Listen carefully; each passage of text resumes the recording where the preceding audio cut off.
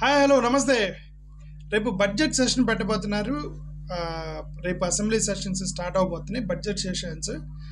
ఈ బడ్జెట్ సెషన్స్కి ఇప్పటివరకు కూడా బడ్జెట్ మీద చాలా ఐ మీన్ ఆరోపణలు, కంట్రవర్సీలు, అనుకున్నటువంటి సూపర్ సిక్స్కి సంబంధించిన కరెక్ట్గా వీళ్ళు ఇంప్లిమెంట్ చేయలేదు. సూపర్ సిక్స్ సంబంధించినటువంటి ఫుల్ ఫ్లెడ్జ్డ్ అమౌంట్ వాళ్ళు ఇంకా అలొకేట్ చేయలేదు.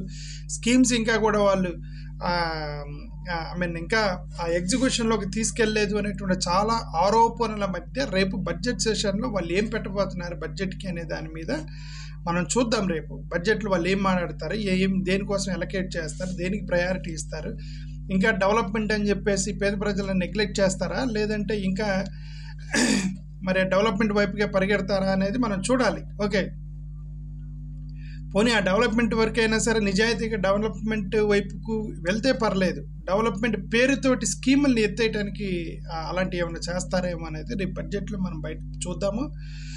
మీన్ వైల్ జగన్మోహన్ రెడ్డి గారు ఇప్పటి వరకు అసెంబ్లీ సెషన్స్కి వెళ్ళలేదు. ఇప్పుడు అసెంబ్లీకి వెళ్ళబోతున్నారు జగన్మోహన్ రెడ్డి గారు. మనందరికీ తెలుసు జగన్ గారు ఇప్పుడు అసెంబ్లీకి వెళ్తుంటే ఇప్పుడు వీళ్ళంతా ఎల్లో మీడియా ఛానల్లో మొన్నటి వరకు కూడా మీరు రాకపోతే మేము సస్పెండ్ చేస్తాము, మనం మా పులివెందుల్లో రీఎలక్షన్ పెడతామని ఊరికే చింతకాయ ఏమంటారు చింతకాయ ఊపుడు ఏదో అంటారు దాన్ని. ఓకే, ఇది ఒక సామెత ఉంది. ఓకే, ఉడతూపులకి చింతకాయ రాలదు అనేటువంటి ఒక సామెత ఉంది కదా, అది.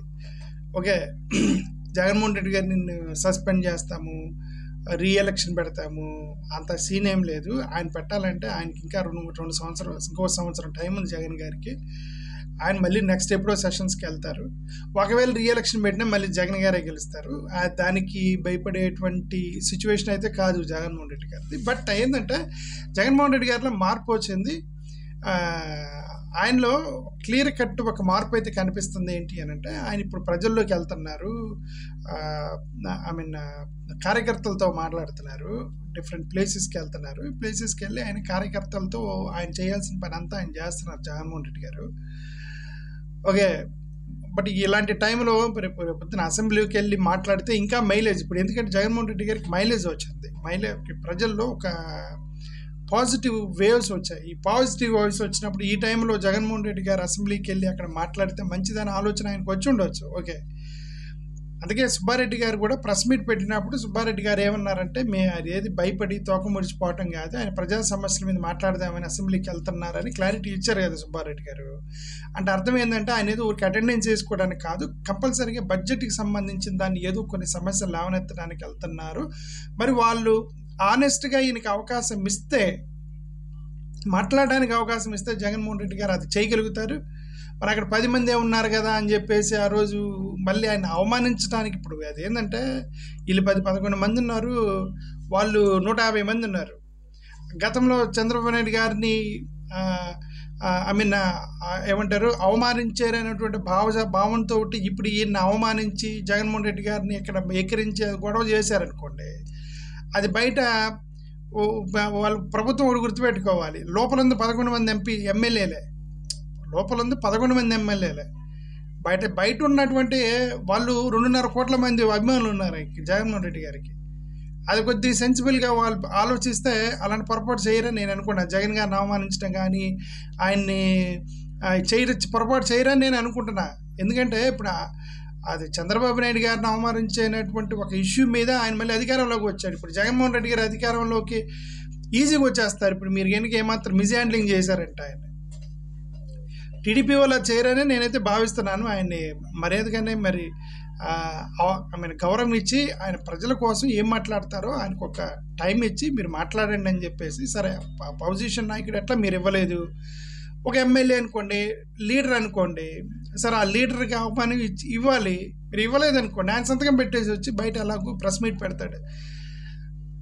రైట్, రేపొద్దున ఏం జరగబోతుంది అనే దాని మీద 2.5 కోట్ల మంది వైఎస్ఆర్సీపీ అభిమానులు చూస్తున్నారు. ఇప్పుడు వీళ్ళు ఆయన ఏం చేస్తారు రేపొద్దున అసెంబ్లీలో అని, గౌరవిస్తారా అవమానిస్తారా అనేది చూస్తున్నారు. మొన్నటి వరకే ఐ మీన్ వంశీ గారు అరెస్ట్ ఏదైతే జరిగిందో, వంశీ గారి అరెస్ట్ ఏదైతే జరిగిందో, వాళ్ళు నిద్రపోయిన సింహాలు లేపారని నేను ఒక వీడియో పెట్టాను.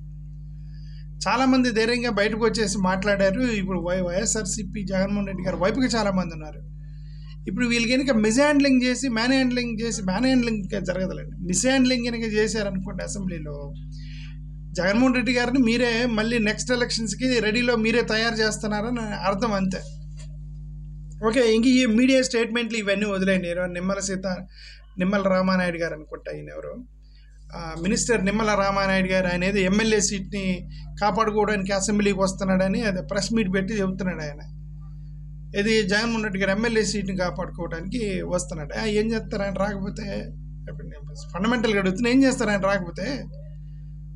ఓకే, 60 పని దినాలు ఆయన రాకూడదు. ఇప్పుడు మీరు పెట్టింది ఇది మూడో సెషన్ ఇది అసెంబ్లీ సెషను, ఇంకా 3 సెషన్లు ఉన్నాయి ఆయనకి. మీరు పెట్టేది 10 రోజులే కదా ఒక సెషన్కి. ఓకే, ఆయనకి ఇంకా ఒక టైం ఉంది, వస్తాడు, ఆ రోజు వస్తాడు. ఇప్పుడు ఎందుకు వస్తున్నాడంటే ప్రజల కోసం వస్తున్నాడని అర్థం. ఊరికే ఏదైతే ఉడత ఉప్పులకి చింతకాయ రాలమని చెప్పేసి ఊళ్ళు ప్రెస్ మీట్ పెట్టి భయపడ్డాడు, వణుకుతున్నాడు, డిస్క్వాలిఫై చేస్తాడు. ఏంది డిస్క్వాలిఫై చేస్తా? రానప్పటి వరకు ఏమో డిస్క్వాలిఫై చేస్తామని చెప్పి ఉడత రూపి. సరే, ఇప్పుడు ఆయన ప్రజా సమస్యలకు వస్తున్నప్పుడు you should encourage him, right? You should invite him, encourage him, give him time to speak. నిజంగా మీరు ప్రజల సమస్యలు, రాజకీయ నాయకుడు, ఒక అపోజిషన్ నాయకుడు అసెంబ్లీకి రావాలని మీరు నిజంగా కన్సర్న్తో మీరు ఆయన ఇప్పటివరకు ఇలాంటి స్టేట్మెంట్లు ఇచ్చారా, లేదంటే ఆయన్ని పిలిచి గౌరవపరచడానికి, అవమానించడానికి మీరు పిలిచారా అనేది రేపు తేలిపోయింది. మీరు బిహేవ్ చేసేటువంటి దాన్ని బట్టి జగన్మోహన్ రెడ్డి గారిని మీరు ఎందుకు ఇప్పటివరకు స్టేట్మెంట్లు ఇచ్చారు? మీరు ఎమ్మెల్యే రావాల్సిందే, అసెంబ్లీకి రావాల్సిందే, నువ్వేం ప్రజానాయకుడివి, నువ్వే నాయకుడు అని ఇదేదో ప్రెస్ మీట్లు పెట్టి ఆ టీవీ ఛానల్లో, ఎల్లో మీడియా ఛానల్లో విపరీతంగా ఈ చేశారు కదా, అది ఎంతవరకు నిజాయితీ అనేది రేపు క్లారిటీ రాబోతుంది. How they behave with Jaganmohan Reddy, will they give him chance to speak on public issues. చాలా పబ్లిక్ ఇష్యూస్ ఉన్నాయి, ప్రజా సమస్యలు చాలా ఉన్నాయి. ఈ యొక్క బడ్జెట్కి సంబంధించి కానీ, వాళ్ళు ఇచ్చిన సూపర్ 6లు కానీ, వాళ్ళు ఇచ్చిన హామీలు కానీ, 45 మినిట్స్ మేనిఫెస్టోలు కానీ, అవన్నీ కూడా బడ్జెట్లో రిఫ్లెక్ట్ అవుతున్నాయా లేదా అనేది రేపు పొద్దున్న జగన్మోహన్ రెడ్డి గారు మాట్లాడవచ్చు, అవకాశం ఉంది, ఆయనకి టైం ఇస్తాయి. ఓకే, అసలు వెళ్ళగానే గొడవ చేస్తారంటే సంతకం పెట్టేసి వచ్చేస్తాడు, అది ఒకరోజు ఏముంది దాంట్లో.